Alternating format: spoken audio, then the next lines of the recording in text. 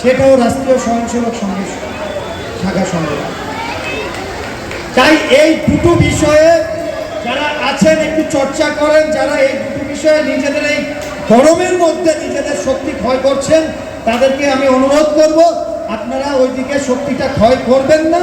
কারণ এই দলটা সম্পর্কে জানুন, ভারতীয় জনতা পার্টি সাংগঠনিক দল, সংগঠনই এই দলের মূল ভিত্তি, সংগঠনের উপরে এই দলের সব কিছু দাঁড়িয়ে, পদ্ম সিম্বলের উপরে আমরা সবাই দাঁড়িয়ে, সবাই উপরে মাথার উপরে আমাদের পদ্ম সিম্বল, ওই সিম্বলটার বাইরে আমাদের কারোর কোনো অস্তিত্ব নেই।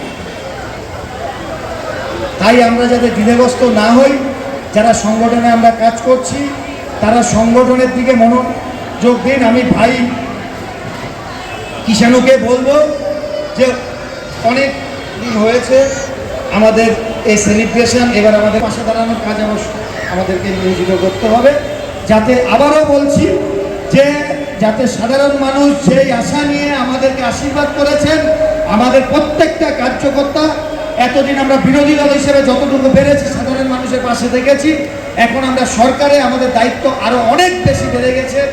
আর কারণ আরেকটা জিনিস মাথায় রাখবেন, আমাদের প্রত্যেকটা কার্যকর্তার আচার আচরণ কথাবার্তা তাদের ব্যবহার যাতে সাধারণ মানুষের সাথে শাসক দল আমাদের এখন ভূমিকা পরিবর্তন হয়েছে সেই রকম যাতে হয়, কেউ যাতে কোনো সাধারণ মানুষের সাথে যে কোনো রকম বিরূপ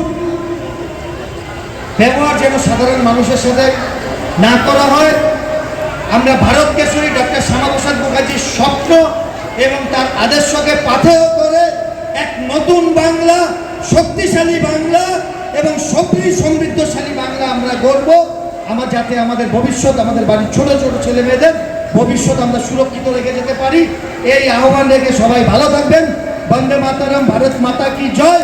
যেহেতু প্রথমবার রাম রাজত্ব প্রতিষ্ঠা হয়েছে, তাই প্রভু রামের জয়ধ্বনি দিয়ে আমি আমার বক্তব্য এখানে শেষ করব। জয় শ্রীরাম, জয় জয় শ্রীরাম। সবাইকে অনেক অনেক ধন্যবাদ।